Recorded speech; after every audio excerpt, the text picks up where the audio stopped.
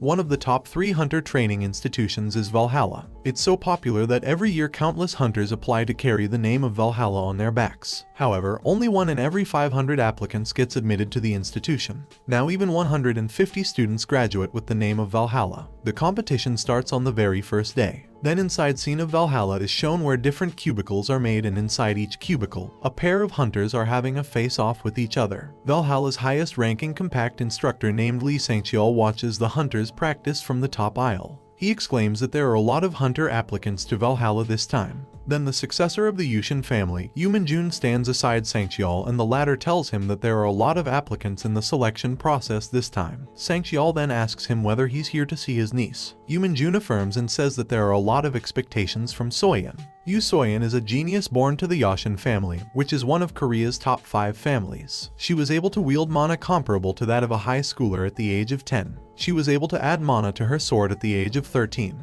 At the age of 16, she competed against the members of the Yushin family and she came out on top. Sang-cheol describes Soyeon from her personal data sheet. Min-jun reveals that it is said that she was able to communicate with the Yushin family's guardian constellation. Sang-cheol finds it unbelievable. However, Min-jun says that's why a lot is expected from Soyeon. The reason why Korea had 5 top families is that each family has one guardian constellation associated with it. Normally, a hunter receives a blessing or forms a contract with the guardian constellation. However, the guardian constellations of the 5 top families are different from other constellations. The Yushin family's Sword God, the Jangsun family's Spear Saint, the Choijin family's Tao King, the Osun family's Fist King, and the Dajun family's Bow God. The members of the families receive blessings from their respective constellations and were granted more talent and abilities than others. However, Sang-cheol comments that there is a huge difference between receiving a blessing and communicating directly. Communicating with a guardian god is like forming a contract with them. Then Min-jun asks Sang-cheol about his niece, to which Sang-cheol replies that Soyeon will start presumably in 30 seconds. Min-jun requests the latter to let him observe, and with much pleading, Sang-cheol agrees to show him the screen, where it is shown that 17-year-old Soyeon is about to combat 17-year-old Kim Juhyeok. Sang-cheol observes that they both seem calm. Min-jun comments that it seems that Kim Ju knows Soyeon and wants to give up, as her ability is well known. However, Sang-cheol says that it seems that Kim Jun doesn't have any fighting spirit at all. Soon Soyeon comes forward, swishing her sword expertly, which makes Sang-cheol admire her refined sword capability and fine mana. However, as soon as she ambushes Kim Ju, he swipes her away with one blow, and off Soyeon falls to the ground unconscious, and everyone is surprised. Kim Jun is declared the winner. Kim Ju ponders why everyone in that era is so weak. He wonders if it's 300 years in the future. Then a flashback is shown and the scene shifts to the era 300 years ago. In the Tower of Destruction, the god of destruction called Barch severely injures the martial god, Kim Hyeon-oh. But Kim Hyeon gives Barch a final blow and defeats him, stopping the destruction of the world. Since Barch is the boss of the Tower of Destruction, when Kim Hyeon defeats him, the tower begins to come down. Just when Kim Hyeon is about to go with the tower, he ponders that he has lived busy working as a hunter ever since he was a child. Just when he gained some recognition and earned some money, his time has come. Should he have brought his disciples all along? Kim Hyeon questions himself. He then talks about somebody's unmatchable strength and says that even if his disciples did come, they would have died a dog's death. Soon rubble falls over his head and kills Kim Hyeon. 300 years after, Kim Hyeon-oh reincarnates as a 17-year-old boy named Kim Ju. Either way, he's quite content in being reborn.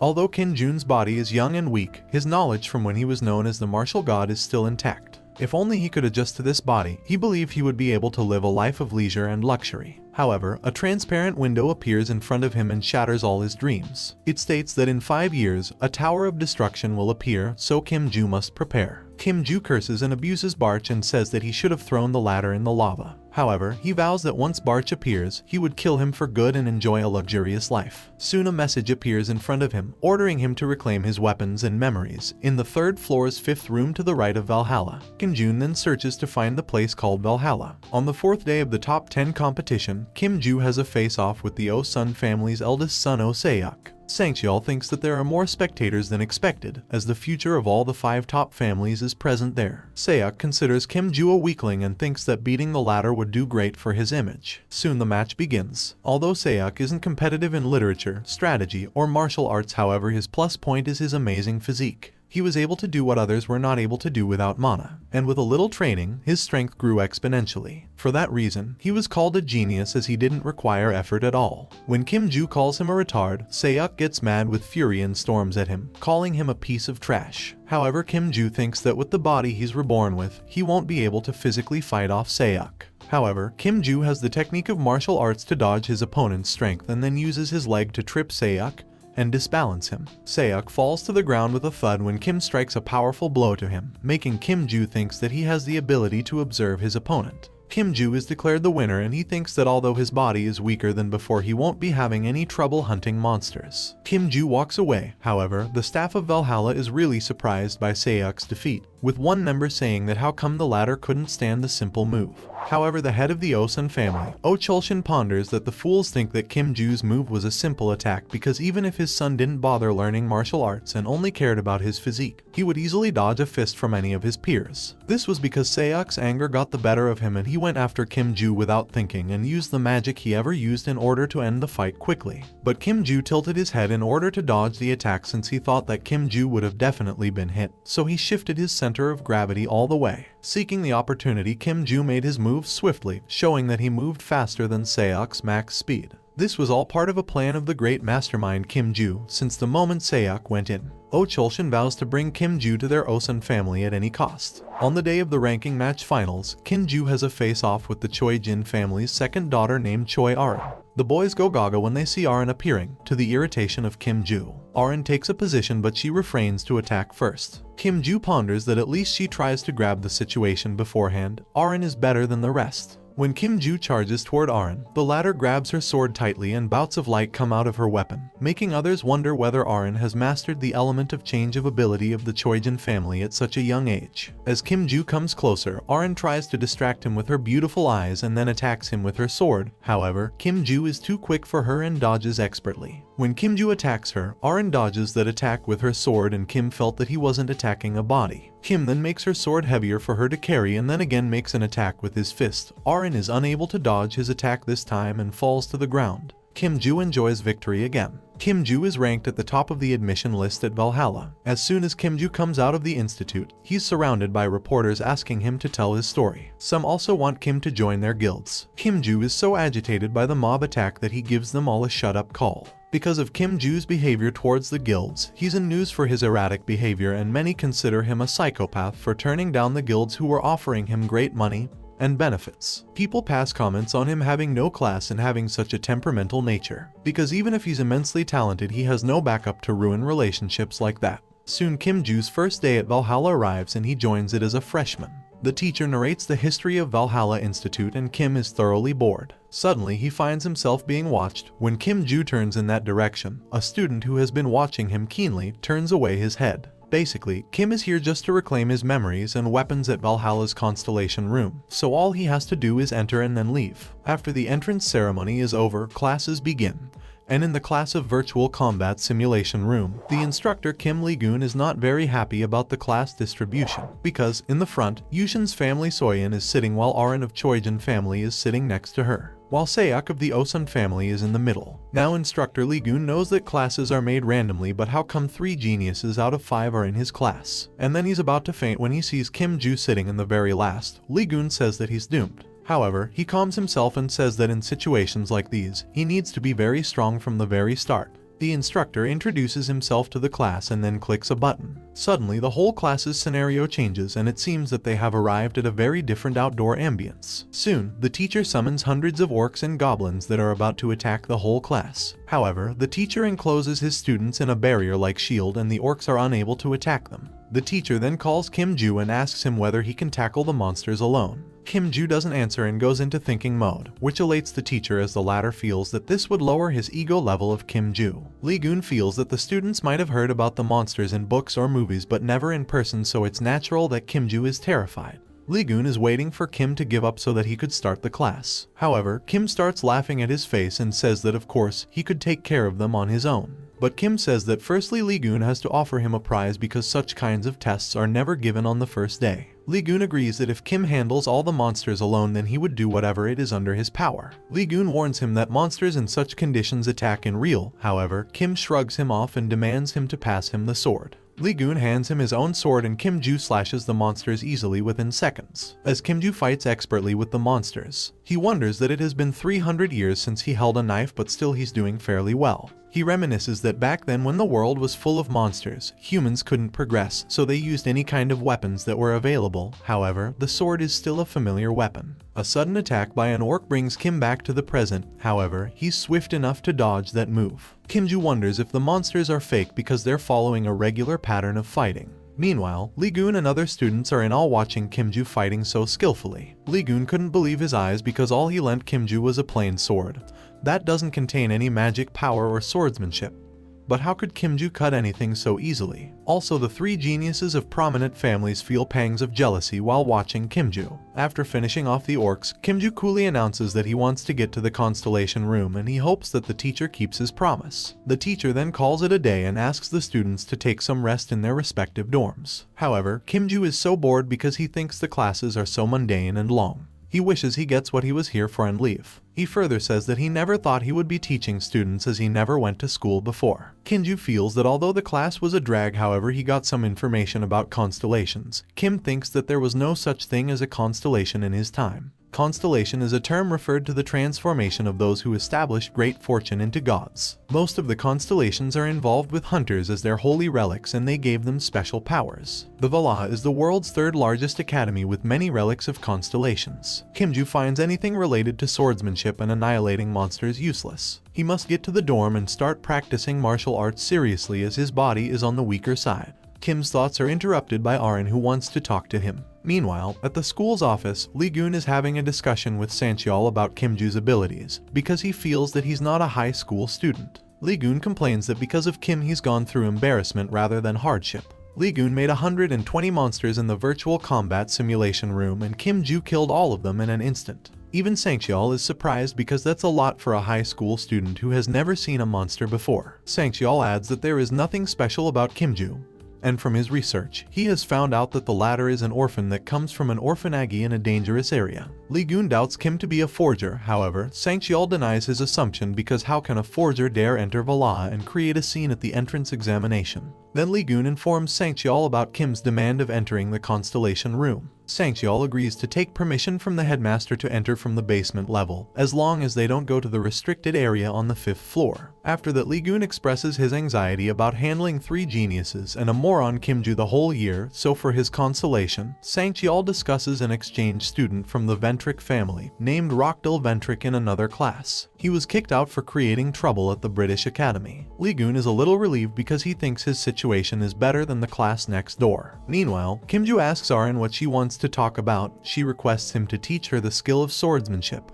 However, Kim-ju says that he has no intention of teaching her that. However, Arin keeps on insisting, but Kim-ju behaves rudely with her and tells her to stop clinging to him and leaves immediately with Arin staring behind his back. Back at school, Kim-ju admits that his current body is better than he expected. Martial arts or whatever it was, Kim-ju cannot do anything because he doesn't have any magical powers. Plus, he is unable to control the mana. However, the problem of magical powers could be solved if Kim-ju finds that thing, and for that, he'll prepare some mana for him. Lost in his thoughts, Kim-ju is brought back to the present by Rockdale Ventric, who calls out to him. He is accompanied by his attendant named Yuria. Kim-ju is unable to recognize him, so Rockdale introduces himself. He asks very straightforwardly, Kim-ju, doesn't he want to be very strong? The details of the Ventric family are shown that the Ventric family has a beak mask, which is a guardian of the constellation, and that makes the Ventric family different from others. Normally there is an S-class or higher guardian of the constellation who protects the family, and they directly select the member of the constellation and give them protection and strength. But for the Ventric family, they decided to sign the contract with a non-constellation family member. It was a way for the chosen person to sign a contract with the constellation without disagreement. And because of that unique choice, the Ventric family enjoys strong power in the whole of Europe. If you were a member of the Ventric family, you would be able to select a contractor regardless of your lineage, so the branch family line could have as much power as the main family line. For this reason, Rockdale Ventric has become too arrogant. Not too long ago, because of the commotion at the British Academy, he was kicked out. However, instead of crying over spilled milk, Rokdal decided to move ahead, because he always got what he wanted. So he tries getting Kimju on his side. However, Kimju calls him an idiot to his face. Both have an ugly spat. Suddenly Sangcheol arrives and asks Rokdal to take his seat. Rokdal is enraged. However, the latter reminds him that this is not British Academy, but Valhalla and everyone has to follow instructions over here. Rokdal stops for the time being but promises Kimju that he will approach him again. After the class, Kimju is a little disappointed because he didn't get anything related to the Constellation room. Plus, the guild members are constantly bugging him to join their guilds despite the ill behavior Kim showed toward them that day. Kimju's thoughts are interrupted by Arin, who repeatedly insists he teaches her swordsmanship. Meanwhile, at the higher class of the dormitory, Rokdal breaks a lamp with his fist in great fury. Rokdal sulks how dare a measly orphan insult him. He then orders Yuria to call Desira to deal with someone. He calls Yuria, but she doesn't answer him. So Rokdal grabs her by her hair and menacingly asks her does she still think she's the eldest daughter of the palace family. He threatens her that he would throw her out of their family. He then roughly shoves the poor girl towards the ground and orders her to call Desira. He also adds that there is a son of the Rise family in the 2nd grade. Rokdal wants her to tell Ventric that he wants to see him. Meanwhile, Kimju in his own room concentrates on his meditation. However, he still feels that his body is garbage because it lacks the required stamina, and also he couldn't draw out the required magic. Kimju thinks about the last time when he was heading toward his dormitory. When Arin follows him like a lovesick puppy, Kimju is very much irritated by her and behaves with her rudely. She says again and again to teach her swordsmanship. Kimju is greatly annoyed by her and wants her to leave her side, so he proposes that the cost of one lesson is 10 million won. Arin asks for his phone so that she should save her number in it. That's why it would be easier for her to send money online. To Kim's surprise, she sends him 100 million won. Arin asks him hopefully whether he would teach him. However, Kim refrains from helping her and doesn't accept her money. At present, Kimju wonders how a student could acquire 100 million won. He somewhat feels that if he accepted that money he wouldn't have to give away all his secrets, but then Kimju shrugs it off by saying that it was money after all, and money wouldn't help him find that thing which he's looking for. So he prepares to head off in order to find the secret vault. Kimju enters a deep dark forest and thinks that before entering the school, he checked it out in advance, but most of the notes that were hidden 300 years ago were destroyed. According to the research, there should be 4 notes, but it's more than likely that there are just 3 left. Kim has information that the notes are hidden in the mountains of Valhalla. Kimju uses some of his power to find out the location of the notes by sensing the marble that responds to his magic. Soon a bright spot emitting light appears and Kimju finds the place for digging. However, his body is so weak that he's unable to dig even a few centimeters into the ground. Kimju regrets that if he knew about his limitations earlier, he would have buried his notes in a shallower place. However, Kimju was forced to bury his notes because of the Tower of Destruction 300 years ago. At that time the world was on the verge of destruction and there was no room for Kimju's riches, so he made notes and put them here. Kimju hopes that the contents inside are all safe. After digging several hundred feet deeper into the ground, Kimju is successful in obtaining his notes. He finds a huge keyhole in which a regular key wouldn't fit. For that purpose, Kimju creates a string of magic and forms it into a key. He is able to open the flap and again several feet under the ground is buried his gold, and riches all glittering and inviting. Kimju is relieved to find his money so that he doesn't have to worry about and look for that particular thing he's looking for. Suddenly, he finds some storage stones among the gold pieces. In order to maintain the notes, he puts some magic into them, so the day he has to use them has finally come. So he holds one of the storage stones and feels energy flowing inside him overwhelmingly. Kimju is unable to decide how much gold and jewelry he should take back. Soon Kimju is sitting inside the Valhalla Academy and stretches out because he feels really tired after all that digging. He feels that if he really thinks he's going to make a note in the future, he must be insane because all his muscles are aching from that deep digging. Arin pops up and begs him to teach her swordsmanship, making Kimju ponder that she isn't letting go at any cost. However, according to the information he found out when he reincarnated, that among the top 5 families, the Choijin family that includes Arin Choi is probably a family that practices swordsmanship, so she's asking only him persistently as she could learn more from his family. Arin says that she wants to learn only from him because she has never seen anyone wield a blade better than him. Kimju then asks about her father, who's the head of the Choijin family.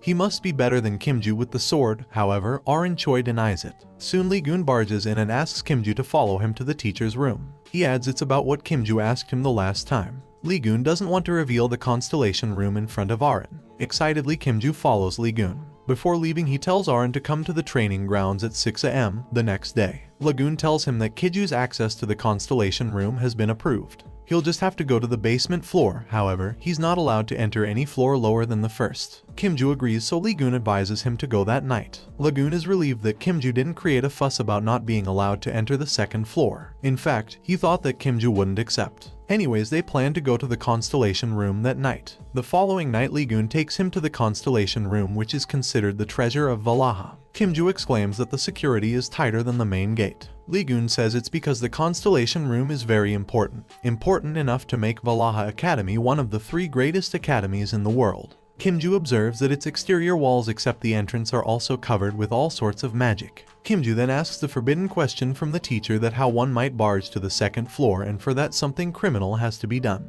Lee-gun warns him that he could be expelled for that, and worse than that, Kim-ju could lose his mind before even leaving the school, as on the second floor of the Constellation room, the magic power runs rampant. If one touches that magic, his mind would shatter and becomes a madman. Now Lee-gun is worried about why Kim-ju is asking him about the second floor. It's because he wants to go in. However, he assures himself that the first place entrance student wouldn't dare take a risk. The gate opens and Kim-ju enters. Lee-gun stays outside and calls to him that he has only 30 minutes. Kim assures him that he'll be back soon. An interface appears in front of Kim-ju to reclaim his memories and weapons on the 3rd floor, 5th room of the Valhalla Academy. Kim-ju doesn't care whether he gets expelled or not, as he came to the academy for that in the first place. So he has to go to the 3rd basement floor first. Kim-ju wonders how come to the building has so many stairs. Kim-ju is surprised to find that the Constellation room was not as great as boasted. It didn't seem that important at all. Kim wonders whether he should go deeper. Soon an interface appears in front of him saying that he has met the requirements and he's being shifted to a room. Soon he goes deeper and deeper and Kim meets his old opponent Barch. But before Barch could say anything, Kim gives him a tight blow angrily and says how happy he is to see him. Kim-ju punches him repeatedly and catches him off guard.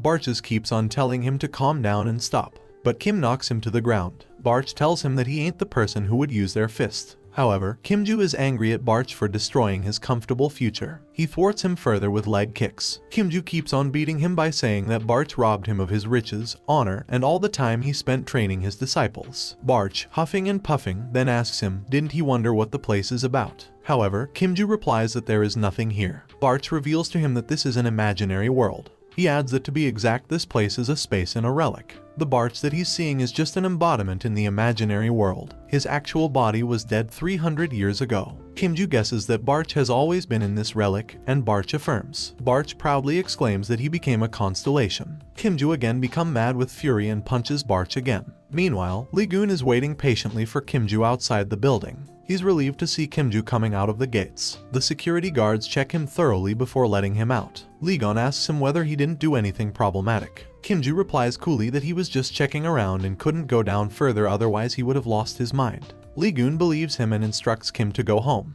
While Kim's walking, he remembers his chat with Barch earlier. He told him that he doesn't care that Barch became a constellation. All he wants is to know if he was the one who popped the transparent notification window. When Barch denies it, Kim again charges to punch him, but Barch pleads that he's telling the truth after he got killed 300 years ago by Kim-ju. He's inside the relic without any power. Kim insists on knowing who actually sent the notification. Barch reveals that even he got that notification too, to contact the reincarnated Kim-ju and got his memory back. Barch continues that thanks to that a suspicious person emerged and he wonders if it was his work that made him the owner of the Tower of Destruction. Kim repeats that it was that man who sent both of them notifications, but he inquires who is that person. However, Barch couldn't remember because his entire memory of that part is gone. Also, he adds that once the memories are gone they almost never return. Barch then asks Kim-ju about his notification and the latter replies that it stated about reclaiming his memories and weapons. He couldn't read what was below because it was censored by squares. However, Kim-ju doesn't remember losing any memories. He still has the memories from the tower. However, Barch suggests that maybe memories haven't returned to Kim yet since he has found his weapon. Memories will return as well, slowly and gradually. Kim-ju is surprised when did he find the weapon. Barch replies that this space is the inner world of the 4 weapons and village swords that have become the relics. Barch says that he became the constellation because he used the village sword as a relic. At present, Kim-ju is returning home and he wanted to destroy his village sword and leave, but no matter how weak it has become, it's reluctant to leave Barch unattended, who was once called the King of Destruction. Also, the new quest that would be appearing on the notification window is only achievable by the village sword. Lost in his thoughts, Kim's interrupted by a bunch of mobsters. One of them says to Kim that his seniors were away on a vacation, so isn't he going to introduce himself? The person who's bullying Kimju is the Sunrise family's eldest son, Lyric Sunrise. However, Kim mocks him by saying that a bully like him has juniors as well. Lyric is furious upon hearing the crude words. However, he says that if you're in first place in the first year, so it's not enough to say hello to your seniors. However, before he could lecture more, Kiju gives him a hardcore kick and says stop chattering and come to him. Kimju fights his seniors in no time with punches and blows and defeats them easily. Soon a sword appears in his hand and the seniors were certain that they didn't see the weapon earlier with Kim. However, Kim proudly holds the village sword and summons his opponents to come to him. And if they stay still, he would crush their heads off. The scene shifts to 3 hours earlier when Lyric receives a message from Rokdal Ventric to take care of Kimju. In return, Rokdal will greatly reward Lyric, which would greatly reward the Sunrise family. He further instructs that it doesn't matter if Lyric uses any weapons, he's going to clear the mess anyway. Lyric accepts and leaves immediately. Lyric thinks that a first grader is always a first grader no matter what and they couldn't be a second grader's opponent. He feels that it's unavoidable that first graders and second graders are entirely different from each other. It's because of their contract with the Constellations. Valhalla students have to go to the Constellation room in the second semester of the first year in order to form a contract with a constellation. Students who form the contract become contractors and are called second graders. Once you become a second grader, you could draw out and use your constellation's power. Lyric also feels relieved that Kimju, who doesn't belong to any special family, has no guardian constellation, so it would be easy to beat him. At present, Lyric regrets what he thought about Kimju as he witnesses Kimju roasting his colleagues with his sword. One of the second graders tries to slash Kimju with his own sword. However, Kim swiftly dodges and the guy misses his attack. Kim then attacks him on his face. Lyric couldn't believe his eyes. A mere nothing is being second graders one after another. Lyric ponders that second graders must have higher skills in martial arts or magic before becoming contractors than first graders. Lyric wonders about the strange swordsmanship, as it looks like Kimju is walking with moderate swing force, but the people around him are getting severely injured. Kimju threatens the remaining ones that he'll crush those who would stay still. The remaining are double-minded whether to face Kim or run away. However, Lyric encourages them not to be scared of a mere first grader. Lyric then angrily charges toward him. However, before he could attack, Kimju pushes the end of his sword into his stomach and then swiftly opens his hand and ejects a weapon, and knocks Lyric down in no time. However, Kimju wakes him and helps him get up, and asks him why did he attack him. Lyric makes up that they're just a bunch of seniors bullying a first grader. Kimju is not satisfied by his answer and says that so a bunch of those seniors came while covering up their weapons. To take care of a first grader, this is hard to digest. Kimju insists on who sent them after him. However, Lyric refuses to budge. Kimju mocks him by saying that is this the loyalty of the gangsters? He's full of tears. Kimju is about to leave when Lyric warns him that Kimju cannot go to school like this after this incident, because even if he's a first-place first grader, he would be expelled. However, Kim is least bothered and says that isn't what people will spread. If you tell them the story about this fight that several second graders came up to beat the first graders but were swiped clean, if that story got out, it would be the second graders who will be embarrassed. Kimju smirks and says think wisely if you want to go back to school and join a guild. With that, he coolly walks away. Meanwhile, Rokdal is waiting for the phone call from the second graders with a triumphant smile. However, Lyric calls him and says that he's taking the job off his hands. Rokdal couldn't believe his ears, but Lyric relates to him everything and warns him that stay. Rokdal confronts him that just a while ago, when they were talking, Lyric was so confident. Lyric doesn't talk much and decides to hang up, but Rokdal pleads no. Rokdal then suggests reporting Kim to the administration because of the ruckus he caused and the people he hurt. Rokdal adds that if there are still some visible injuries, doesn't that mean that they have solid evidence against Kimju? Rokdal promises Lyric that if he's able to hand Kimju to the administration, he would still pay him the full amount. Not only that, Rokdal says that he would convince his family to fund Lyric. However, Lyric refuses to accept the offer because even if the Ventric family promises to fund him, he won't be able to recover his lost honor. With that, Lyric hangs up. Rokdal is so mad with the fury that he smashes his phone to the ground. Rokdal then asks Yuri whether she has contacted Disara. Yuri replies that she has informed him that Rokdal wants to meet him in person, but since he's far away, it'll take time for him to reach here. Rokdal irritatedly remarks about Disara's whereabouts. The scene shifts toward the Aripia Academy in Mexico, and a lad who was involved in a fight before receives a message and exclaims that someone wants to meet him in Korea. The lad's name is Disara Ventric. His face is marked with many scars and wounds, depicting him to be an aggressive gangster. Disara reads a message from Rokdal to swiftly come to Korea to take care of a person named Kimju. Rokdal entices him with an already prepared reward, and Disara's eyes begin to shine as there wasn't anyone he could ask money from after being chased out. The next day at 6 a.m., Kimju reaches the training room and is surprised to see its humongous area. He ponders that it is big because the school's size is already big. The training area entices Kimju to take a jog. However, a voice from Barge alarms him and Kimju asks him from where he's speaking. Barge replies that he's currently in the sword that has been sealed.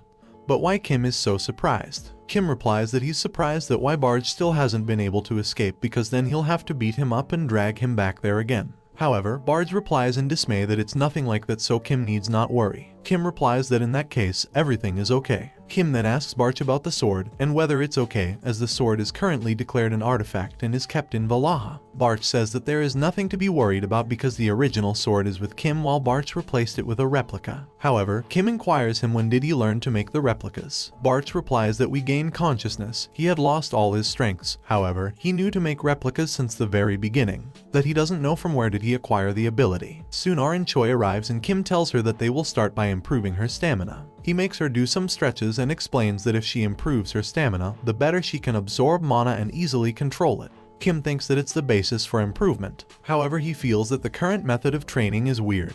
They're investing everything into mana before stamina improves. For a reason, even Choi Arin possesses a lot of mana, she only has the stamina of a sword-wielding student. Choi is done with stretching, so Kim says now her real training begins. He makes her do push-ups, then sit-ups, and then makes her exercise with dumbbells. Arin is exhausted after all the rigorous training. However, Kim says that the training has just started. Kim condemns her to get up as she still has 20 kilometers of running, and Arin is about to get a heart attack. The next day, Kiju wonders whether Arin was feeling okay because the previous day they did heavy exercises. Soon instructor Lilia arrives and announces a simple written test. She says that she briefly explained that on the first day, she informed them to self-study a bit on dimensional monsters. So that day she would be testing them on the knowledge of dealing with an individual monster. Soon everyone gets bussed with the test. However, Kim finishes his test on time. The time's over and the test papers are collected. Teacher Lilia says that the test taken today won't be added to their overall score. However, it would be used to measure their ability for the next class. She concludes the session that in the next class, they would start their official lesson in the virtual combat simulation room. Meanwhile, Barch whispers in Kim's ears that is he sure that he could write answers like that. Kim's surprised that Barch has been observing him. The latter affirms and says that since has nothing else to do. Kim says that he wrote the answers the way he knew them. Meanwhile, at the first year's teacher's lounge, instructor Lilia is checking the test papers, and as soon as she reads Kim's paper, she shakes with fury and asks how could he dare call these crap statements for answers. Instructor Lee Goon enters the teacher's lounge carrying a mug of coffee. He sees Lilia checking test papers, so he inquires her whether she's marking his test papers. She affirms and says that she's preparing for the next class's simulated fight. She told the students to study about the monsters. After that, she made them take a simple written test, and as expected from class A, which has students of popular families, they all did well. Lagoon is relieved and says that he should be going. However, Lillian blurts out Kim's name loudly and says how can he say that the answer is Rapper 1. It was so sudden that poor Lee Goon spurts out the coffee he was drinking. Hesitantly, Lee Goon asks Lillian whether Kim didn't put any effort into the test. The teacher replies that it's not about effort, he's just mocking the class at the moment. A frantic Lee Goon asks whether it's really that bad, and Lillian says that the matter cannot be overlooked. Lillian decides that in the next class, she would show him the paper and teach him thoroughly that monsters cannot be taken care of that easily. A week later, the whole class is at the Valhalla virtual fight simulation room. Lillian says that she has graded and brought back the tests, and most of them did very well. She then calls out Kim Ju's name to come forward. She then throws his test paper to him and says what he has written is totally illegible. He has secured 0 marks, and the teacher asks Kim whether he took the test properly. Kim insists that he did take his test seriously. The teacher then reads the first question, what's the best way to take care of rock goblins? The answer that Kim wrote was to shank it in its stomach. The teacher slaps her forehead. The second question is when you find 8 jungle goblins coming towards you, what steps you would take? Kim reads that starting from the ones that are charging towards one should stab each one by one and send them to hell. However, the teacher finds his answers outrageous and bellows that even if he acted like he studied a bit of strategy, the teacher says that according to Kim, a rock goblin is overcome by shanking. However, a rock goblin's defense is B+.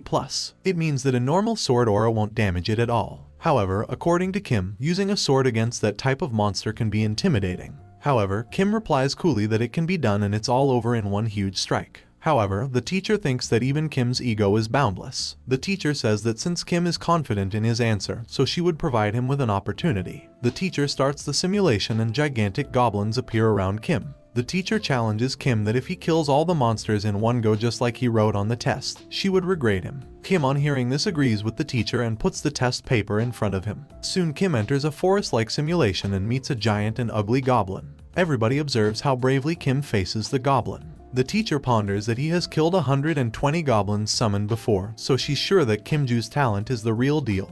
But for the rock goblin, he can't take care of it with just any random sword. Soon the battle begins, and the teacher is astonished to see that within seconds Kim has stabbed the sword into the goblin's stomach, and the goblin vanishes, leaving the sword lying on the ground as intact as it was before. Kim triumphantly tells the teacher that this is shanking a goblin in its stomach called. The students of the prominent families wonder how he killed a rock goblin without using any magic with a mere sword. Teacher Lillian asks Kimju how did he do it, because in order to kill a rock goblin with a sword you need to be at least in a rank contractor, so normally it's only logical that you take care of it with a strike. However, Kim says that this shows that his answer is correct. The teacher says that not yet, that was the answer to the first question, now the next question. Before Kim could say anything, he's transported to the next simulation, which is an underground tunnel. Soon he encounters jungle goblins, or as the teacher simplifies, anger management issue goblins. According to teacher Lilia, it's very difficult to handle these creatures. If Kim won't do it properly, the goblin in front of you would use its howling skill, summoning all the other goblins as well. Normally they are overpowered by the help of a magician, however in another case, one could just run away without facing them. The teacher explains that while he could only see 3 goblins currently, but soon 5 other goblins would rush towards him as soon as Kim would make any mistake. The teacher continues that even if he used the sword well, it will be hard. From what she has heard, she understands that his sword speed is very low. But to everyone's surprise, Kimju swiftly stabs the sword through one goblin's head. The second goblin gets stabbed into its forehead, and before the third goblin could howl, he stabs the sword into its mouth. Within microseconds, he finished off the 3 jungle goblins. Kim turns around and informs the teacher that in that case, he got his second question correct as well. Kim and Arin are training vigorously at the training center. While Kim is training with great stamina, Arin quickly gets beat up and lies panting on the ground. Kimju is a little surprised and asks her that didn't she exercise with her clan, because how come she's struggling with this level of exercise. Arin replies that she doesn't normally push herself like this. Kim asks her that how she is going to face the monsters at that level of stamina. Arin reveals that she could just use her magic power by borrowing strength from the Constellation members. Kim ponders that this is just what he expected. Rather than training their stamina, they focus on their magic power since they all depend on their constellations. Kim guesses that even if they don't raise their physical ability, it's fine as long as they train well enough to borrow a constellation's power. However, the risk is pretty high, as what if someone is caught in the middle of a labyrinth or dungeon where using magical power is restricted, or what if all of your mana runs out fighting for too long? The constellation members might not even lend their power. Then what will happen? Kimju turns to Arin and asks her whether these stamina building exercises are somewhat meaningful to her. Arin replies that of course they are, because Kimju has promised to teach her swordsmanship only if she would do those exercises. Kim mocks her by saying what kind of answer is that? She's doing them just because Kim has asked her to do them.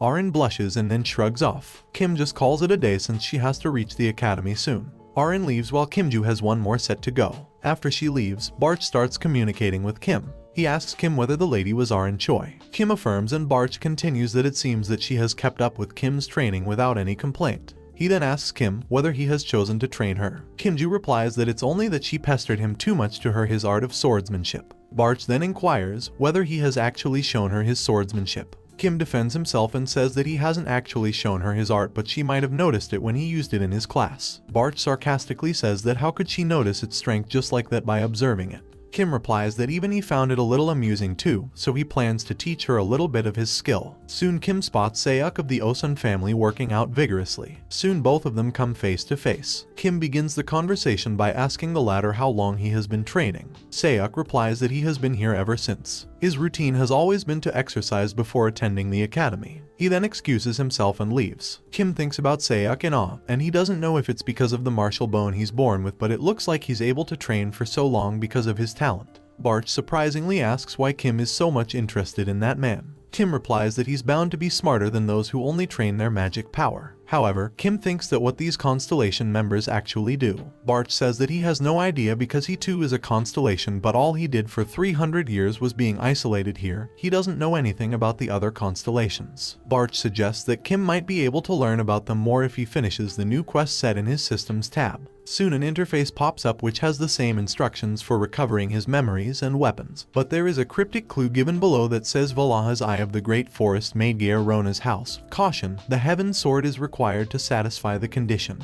Kimju thinks hard and tries to remember that the clue is somewhat he has already heard in class. It was the last survival place they went to during the first semester. If it wasn't for that quest, he was just going to run for it after recovering his things. However, it appears that he has to be stealthy for the time being. However, Barch mocks him again by saying that didn't he just create chaos by starting a fight with those delinquents just a while ago. But Kimju has no regret about that fight. Kimju says finally that until and unless he completes the quest, he won't be able to leave very soon. Kim fears that the secret of his reincarnation would also start to unfold. The scene shifts towards the United Kingdom inside the Ventrix mansion. The vice owner of the clan, Adelia Ventric, is perched gracefully on her throne talking to her subject. Adelia asks the man what has actually happened. The man replies that the labyrinth in the outskirts of Reading has been taken care of. Adelia lauds him and inquires whether he has more information for her. The latter tells her that he's thinking of recruiting a few competent men he has found along the way. He continues that from this time's labyrinth, there has been a survivor of the ruined Roberts clan. The lady asks that the person under discussion is pretty strong. The man affirms and says that the two he has found are rank contractors. Adelia confirms that if they are at that level, then they are ready to receive the blessing of the Ventric family. She instructs the man to test their capabilities and then send them her way. Adelia asks if he wants to say anything else. The man hesitantly tells her that he has some report on Rockdale. The lady inquires whether something happened to them that day. The man informs Dahlia that Disara was called into South Korea. Adelia is thoroughly displeased on hearing that name. Disara is supposed to be the black sheep of the Ventric family and the worst delinquent.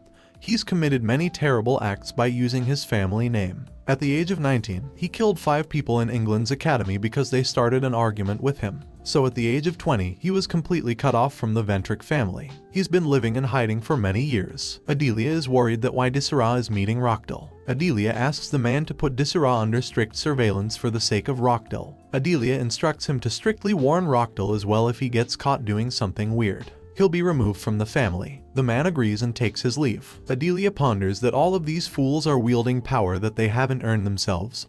Such power isn't meant for trash. Adelia says that all that power is for her alone in the end. The scene shifts toward the classroom where the teacher is giving the class lesson about an evildoer. He explains that it is mainly used to describe people that use the Constellation's powers for evil purposes. Usually, they operate alone, but sometimes they work for some organizations. Among those organizations, the most notorious one is the One God Group. The teacher goes on and on with the lecture while Kimju is thoroughly bored. He thinks about his body getting stronger and stronger day by day because of those training sessions. However, his body also has a talent for utilizing mana. Although it's not on the level of a genius, it's much better than his body before reincarnation. However, still, he's unable to understand why, no matter how untrained this body was, why it was in a bad condition. When he did Kai sessions on the first day, he was just barely able to finish since he had less mana than a normal person. The body's physique was so bad that with just a bit of shoveling, he already felt like passing out. Kim guesses that something might have happened in the past, but it's no point stressing out at the moment. Out of nowhere, Soyeon passes a note to Kimju that states, "Hey." Kimju is irritated.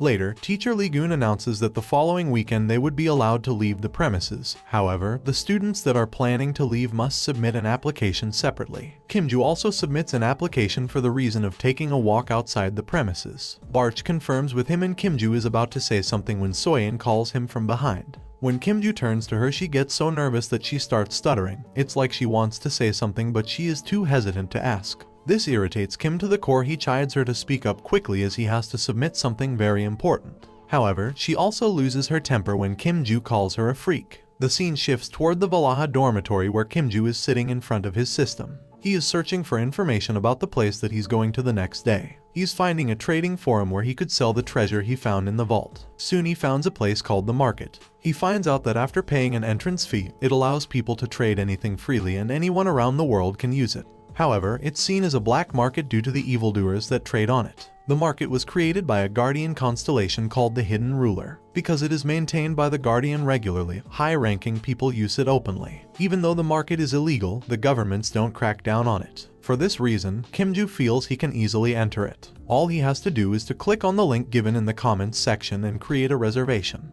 Then Kim would be assigned a location within 50 kilometers of his current position. He has to reach there and enter the door, and Viola the market is here. He receives a message from Arin that she won't be able to take her training the next day as she's going out somewhere. He wishes her a good trip and she sends her some silly emojis to his irritation. Later, Kim-ju sets out for his assigned location, which is set to be inside an old cafe. When he reaches the place, he's taken aback to find the place old and abandoned with cobwebs hanging everywhere. Kim-ju ignores all that and reaches the right spot. He finds a door and enters a place through it. He finds himself in a wide, desolate alley with building around it. However, Kim-ju feels that he has come here before despite this being his first time in the market. Especially the purple sky and the cloudy moon, it's all similar to the night he saw 300 years ago. A strange man summons him and asks whether this is his first time, and Kim-ji remembers the instruction which said that a man in a leather suit will ask him to pay the entrance fee of 200,000 won. Kim-ju pays him the money and now he has only 30,000 won left.